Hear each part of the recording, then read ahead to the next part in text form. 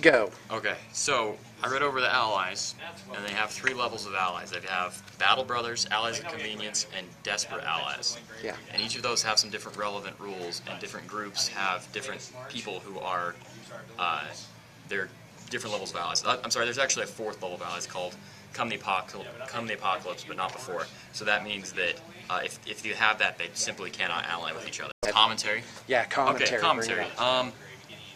There's some interesting things in here, like Grey Knights don't have any allies of Battle Brothers, and the difference between that and Allies of Convenience is there's this new Warlord trait, which is the main leader of your army is a Warlord and gets a cool special trait that's rolled randomly at the beginning of the game.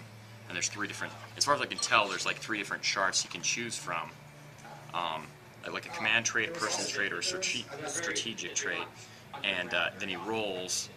And that kind of has this extra element of doing something for him, doing something for your army. And so when you are Battle Brothers, you have friendly units, and you can work together really well. And psychic powers can be targeted on friendly psychic powers can be targeted on each other. But not so with Allies Convenience, and your independent characters can't join. That's one of the cool things. Your independent characters could join your allied units when you're Battle Brothers, but not when you're Allies Convenience or Desperate Allies. And then Desperate Allies is pretty nasty. It's in addition to everything that's in Allies Convenience, you also have this one eye open rule, which is if any of your units are within 6 inches of a Desperate Ally unit, you have to roll. It's kind of like fantasy with orcs and goblins, squabble, basically. Yeah, I made that exact same comparison. Okay. Yeah, it's, they have a squabble bubble. They have a squabble bubble. It's pretty. So that means that you would have to. I think we just coined the phrase for that, by the way. Yeah, it could be. I mean, that could be really bad to have to deal with that situation. I mean, you could come up with some really nasty combinations, but at the same time, you're going to have to figure out how I mean, because you could come up with some nasty combinations of here's my allies and here's my main force, but you'd have to almost deploy separately to avoid stuff like that. I mean, and maybe it's not going to be as big a deal, but it could. I mean, it could be a big deal. Right. What I pointed out was that you would just choose things that operated independently, and they would just be off on their own. Right. Like flyers, for example. Yeah, and flyers are completely different in this than they were before. I don't know, commentary, I would say that what's going to be the effect on the game? Things. There's going to be some. It's like all these codexes are kind of merged now into one giant thing. A little bit. A lot of people are going to be being able. I mean, you're going to come up with some really cool combinations. I mean, the ones that I can already think of that I'm going to try off the top of my head, especially since Tau is an ally of a Battle Brother with the Space Marine Codex, which is that's just funny. I'm going to try playing broadsides with my Space Marines. So I'm gonna have a fat unit of broadsides, you know, the Tau leader, and you know the Tau troop, and they're gonna be hanging out with Space Marines. So think about it. Here's my Tau broadsides shooting, you know, with all the power of Strength 10 AP1, 72-inch range and stuff, and they're protected by Thunder Hammernators instead of being protected by Crude. So, what do you think the unofficial reaction is going to be? So, for example, well, it's kind of at a lot of game shops, you have things that are considered cheese, or the power, and people just don't take them because of the society. Like, there's nothing in the rule book preventing it, but they don't take it because. Right. Now, I don't believe in cheese personally. I believe all the books are balanced. So, which way is it going to go? Is it the merging of the codexes is going to make the battlefield more even, or merging of the codexes is going to make so that now you have more absolutely stupidly ridiculous, insane combos that you have to take to be competitive? I can say I think it's going to go. I think it could go that way, but I don't know for sure because I haven't tried it. I haven't played. And really, the truth is that we're talking in a 2,000-point game, which is your average game. I could be. I don't. How am I going to? It's not like I'm going to be. Oh, I get this extra stuff on the side. No, it's I have to cut stuff out of my army to find the combination that's more useful. Like I look at this and I think, okay, what if I played like a Black Templar / Space Wolves army or something like Okay. that. So what advantages do each one of those groups have over the other? The different things that they could work together and mesh together in a way that don't really. Where's the synergy? Yeah, really. The one that I'm thinking about, and that's because I play Space Marines mostly. I think about what things could I replace out of my force organization chart with better choices from somebody else's force organization chart. Right. What fills that role? So, for instance, Tau would be great with their heavy support choice. Because it's just phenomenal heavy support choice. And I don't mind bringing a leader and bringing some bodyguards because he'll have a lot of shooting power. And I don't mind bringing a unit of what are the Tau regular Fire Warriors. Fire Warriors. Right. They've got strength 5, 30-inch range. That's better than a bolter. Right. So well, I don't now mind get, that. Double fire at 15 inches. That's gross. That's really gross. Anyway. Okay. Oh, and rapid fire. Now you can move and do the long distance. Right. That's going to change things. Yeah. But looking at it from not having read anything, Unless pretty I'm much wrong. anything but pretty Keep much talking. this, But then here's another choice. Well, what if I decide, I don't? What if I decide I like the heavy, the facet, the shooting support that the Space Marine Codex has, but I want to put in some better close combat, so I choose Space Wolves and I bring Thunderwolf Cav, or a unit of them, or I bring. A lot of people on the internet, because it's already hit, a lot of people were talking about Grey Knights and everybody bringing a detachment of Grey Knights, because as is, Grey Knights are the most powerful. They're the most powerful combination. You can bring in a unit of their Terminators, and it would be really gross. But I've heard, and I haven't read it yet, and we'll see. I've heard that they are actually assigning AP values to all close combat weapons, and so there will be. I heard that power swords are only AP 3 now, so it will make those guys completely useless against Terminators, because it's like they don't even have a power weapon. The Terminators are just going to get 2 of them on Mercedes. Right. So That's going to be a toughie. Yeah. Well, I have to say GW has really. Here we go. I'd have to say in Fantasy 8th edition, they did a good job at really. Oh, by the way, rapid fire is. Yep. There's no disadvantage to moving. what about can you charge? Yeah. Oh, yeah. There is. My bad. Yeah, you can't charge. You can't shot with rapid fire weapons. Period. But yeah, they can do it. There's no thing where you have to stay still to shoot at the maximum range. That's pretty huge for fire warriors, for example. It's pretty, what it will mean for fire warriors is that they could back up more and still get their effective shooting. Yeah. And what it will mean for Space Marines is they can move forward and be able to actually shoot a bolt. They're kind of like storm bolters now, in a Yeah, way. it does. One-shot storm it does get rid bolters, of, it does, 24 inches. Well, yeah, it's good. I think that I don't think it will make a huge effect, because storm bolters. The difference between storm bolters and bolters is twice as many shots. Right. And That that's is a huge difference. Well, and it's an assault. A storm bolter's an assault weapon too. Right. So you it's still charge. it's still got you're a right, huge advantage. You're right. It's but, not like they're. But on the other hand, it's 10. You'll be getting, like 8 shots or something. Right. Minus if you have, let's say you have a tactical squad or whatnot. Well, Grey Hunters. Grey Hunters is the perfect example. Let's say Grey Hunters. You got a unit of Grey Hunters and you're walking across the table. You get to shoot with your Grey Hunters, and you get that extra free 8 shots that you didn't get before. Right. So that's a big deal. different. It's huge in a way. That's a big deal. Because those shots are still pretty good. They're not There you great, go. but they're pretty good. Yeah. Interesting. What did you say? Oh, what I was saying. Okay, go ahead. Is that GW did a really good job at balancing 8th edition, and because for every disadvantage they created an advantage, and they just it was almost like they shifted everything around like a Chinese, like those little slider square puzzles, that to move one thing you kind of have to move everything else around. And if you do it right, you can change the game notably for the better without knocking the balance down. I think the big thing is the allies thing. The allies are official, allies are in, and that's a thing, and the gaming community is just going to have to deal with that somehow. And personally, I think embracing it is a good idea. It's going to be really, because it is limited. It's going to be really fun, but I think it also is going to. I can't blame GW for doing it because I see the potential for it to be cool on the gaming side of things, but I also see it as a situation of, well, how can we sell more miniatures? Because this is going to sell more miniatures. Everyone's going to go out and be like, find the meta in the next 6 months and be like, I need this and that and the other, or even try a bunch of stuff out and get stuff that they would never have gotten before. Now that is true. My Space Wolves army could sure use some broadsides now. What? Yes. What? But you're not going to show up with 9 broadsides. You're going to show up with 3 broadsides. You know. So I don't know. That's pretty wild.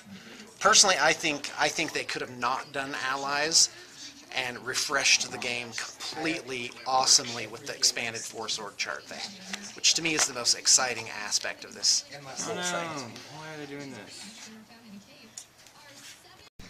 Okay, go All ahead. right, some speculation. I'm reading vehicles now. Hull points. Okay. Hull points. When you glance, you don't roll on a damage chart. You just Take away a whole point. take away a hull point. And vehicles have like 3 or 4, yeah, right? Yeah, and when your hull points are gone, your vehicle is destroyed. Right, not explodes.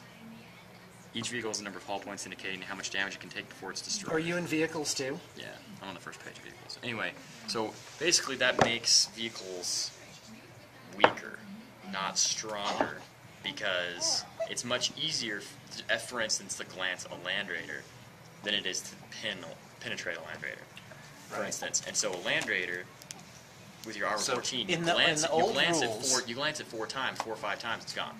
Right. But in the old rules, if I glanced it 4 times, it wouldn't be gone. It probably wouldn't, because you would roll. I'd get shaken, and you would stunned, get you would get on minus 1 2. and 2. Yeah. I mean, you would roll a 6 and you would immobilize it. Right. You could take some weapons off. The Land Raider I'd has get 2 or 5 3 4 weapons. Right, exactly. And I would have to immobilize it and destroy all the weapons to make it into a wreck. Right. So the hull points really don't. Hull points are more. How's it going? Hull points weaken it. Not make it stronger. Oh, just looking around. Okay, so here's a couple interesting changes, which... Oh, go ahead, Thomas. Moving flat out. A vehicle can elect to move flat out instead of firing the shooting phase, immediately moving up to 6 inches. This move triggers dangerous terrain tests as normal. A tank cannot move flat out in the same turn that it performs a tank shot. I think I'm reading that. It's what like it a means run. is you can go 12 inches with your vehicle and then another 6 during the shooting phase. Right. That's pretty big. That is. Also, vehicles have a weapon skill now. That's how you determine how to hit them in an assault. They have weapon skill 1 if they move the previous turn, otherwise they have weapon skill 0. It just brings it in line with the rest of the rules system rather than creating a different rules system for hitting vehicles and explaining how it works. It's just like, okay, well they have weapon skill 1. And it means you hit them on 3-ups, basically. I don't know why weapon skill 0 would be worse somehow. So, there you go. Oh, wow. Now, is this a change? In close combat, all hits are resolved against the vehicle's rear armor. Yeah, that's not a change. Oh, okay. I'm sorry. No, go ahead. We're talking about the damage chart. For some reason, GW really loves plasma weapons, but they were just awful in 5th edition. So we've speculated a lot whether or not they're going to somehow Plasma would be the new thing to get. Plasma better. Yeah. Right. And this looks like they made it better, but meltaguns still fulfill that very specific role. Right, but plasma weapons are also, you're able to rapid fire. A plasma gun can rapid fire. Okay. A plasma pistol can still be used in close combat. Which do you want? Okay, one guy, because they both have to be within 12 inches. So the plasma does armor penetration of plus D6, but gets 2 shots. Right. And You should always choose. Like, you're right. It is a question. Oh, but of it has to be within 6 inches, right? Yeah, go ahead. Yeah, which is better? The melta will, if it's within 6 inches. I don't know. I don't know what they've changed. No, come on, Thomas. Okay. If let's you look have it an up. AP2 weapon, Let's look up what plasmas are. if you have an AP2 weapon that now gives +1 modifier to damage vehicle chart, it's like having a melta, but you get to shoot twice as many shots. Your strength is 1 less. It's strength 7 rather than strength 8. But and you don't get double penetration if you're within half range. So I'm not saying that the melta isn't a better tank weapon, but I can see why they're doing that because it would make You know, they're trying to make they're trying to make plasma more attractive than it used to be. Well, hold on a second. Melta weapon has the Melta special rule. Plasma weapons still have Gets Hot. I wonder if Gets Hot has changed at all. Okay, where do I find the rules for that? Okay, hold on. Gets Hot, 37. Hold on, here we go. 37. Yeah, this was broken when I got it. Gets Hot and re-rolls. This looked like they're making it simpler. Model suffers a wound, and the shot is not fired. Yeah, it's the same thing. Exact same thing. I like house rules. You know, a penetrating hit is even more powerful than it used to be, because not only does the vehicle lose a hull point, but it also takes damage shard roll. Right. Yeah, I tried. So really, this is Well, just but this is hold just on a a different second. this is just a It different way used of to doing be things. a It's not glancing hit. Hold on a second. No, something just occurred to me. A glancing hit. Okay, I took a glancing hit. Maybe I'm stunned. Maybe I'm, you know, I have a weapon destroyed. But now I take a glancing hit. Guess what? There's no consequence. I keep blazing away at full strength with no disadvantage. That's true. Yeah, so and that's what we're looking for. We're looking for how do things shift around, and, you know, because if something is shifted so that so now it's like weaker, let's say, well, does anything counterbalance that, or is that just a plain old shift? By the way, arbitrarily we made this thing more powerful. Or is it like 8th edition where it's like, okay, infantry get steadfast, but there's also template weapons don't roll for partials. You can actually just blow them up easier, plain and simple. So, you know, you've got to keep your eye out for those things instead of just being like, oh, they did that. Yeah, but what's the overall, you know, if you pull one part of the web, how does it affect the entire web? Right. And that's what we're after. Not only inside the game, but also in the, I guess, what's called meta. Of course, that has lots of different meanings. But for me, there's a cultural meta too. Like, well, what's acceptable? So effectively, the rules of a society, i.e. all the 38,000 people who play 40K, is being changed. Is it? Are you sure? We did calculations, and I only estimate the wargaming community as a whole to be 50 to 100,000 people. In the world. In the world, yeah, I worldwide. don't believe that. You think it's bigger? I think it's. Oh, let's hear it, folks. Let's there's- hear it. I think there's 20, 30 million at least. Million? There are 330 million people in this country alone. Right. I'm just saying. Okay. And you can't believe that 10% of them play this game. No, I can't. I don't think it's okay, that not high. even 10% in the world, Okay. not of the world's population. That'd be 10%. 600 million. 10% of the world's Let's say population plays war games? What's 1% of the world's population? Oh, 1% of the world's population? Oh, I can do this. It's 1/1000th would be 6 million. Yeah, it'd be 60 million. It's 60 million. I bet you 60 million people play. 60 million people? Yeah. 1% of the world's population. 60 million people play Warhammer. Play war games. All right, war games of any kind. War games. Right. All right, folks, speak up, because I think that's crazy land right there. My calculations are based on what I think are gross sales of science fiction and fantasy miniatures battles. You played 5 different games. Yeah. You're talking war like miniatures? Yeah, but he only counts as one guy. War games. 60 million He's still people only population worldwide. 1. Worldwide, 60 million people play war games. That's my bet. 60 million? Like, And my like estimate was miniature war games? 66,000. Yeah, tabletop minis. Tabletop. We're going to take out, let's put in historicals. Let's go towards your favorite That's- and put in historicals too, because that's going to be a much larger crowd. My estimation for people who play science fiction or fantasy tabletop miniatures battles games is between 50 and 100,000. It's too low, man. Yep. Is it too low? That's too low. It's way too low. Games Okay. Workshop could not survive a global. No, well, I based they- that number off of Games Workshop gross sales plus what I estimate for the other companies, divided by $300 a month average per wargamer spending on it. That's way too much. But your estimate. I don't ever- hold on a I second. don't ever Your spend their estimate, month. which by the way, what was it, 60 million, 60 million. as opposed to say 60,000. means you think that each wargamer spends on average $3 per month on Miniatures Battles games. I can see it. I can see it. Okay. Here's the thing. You go out and you buy. How much did you spend on your Grey Knight? It would take him. No. It would take How, how much did you spend on your Grey Knight Army Here we when you go. bought The it? debate is on. I Yes. Fight. Fight. 25% discount when I bought it, and I bought.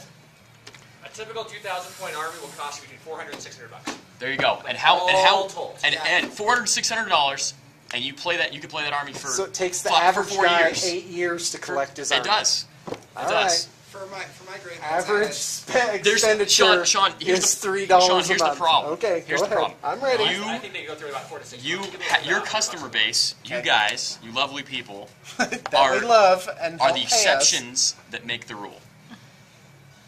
Okay, go ahead. They are. They're the exceptions that make the rule. That's it. So they're people that They're patronize people. BTP. Yes, people like Yeah, people are like spending that. more. People, Yeah, yes, yeah, easily. Yes, and not only are they spending more, but they also are spending it. They have a budget on a monthly basis. I don't buy miniatures on a monthly basis, Right. and I work for you. When what's did I wrong with buy you, a miniature? Thomas? When did I buy a miniature? What's wrong with me? What's wrong with Spend me is more I money. have 20,000 points worth of Space Marines in my house, and 3/4 of them aren't even built. Yeah, there you go. I don't have. I work for you. I don't have time to build miniatures There of you my go. own. In fact, what are you even doing down here? Shouldn't you be at work? That's true. That's awesome. Shouldn't I be at work? It's true. All right, we'll be back.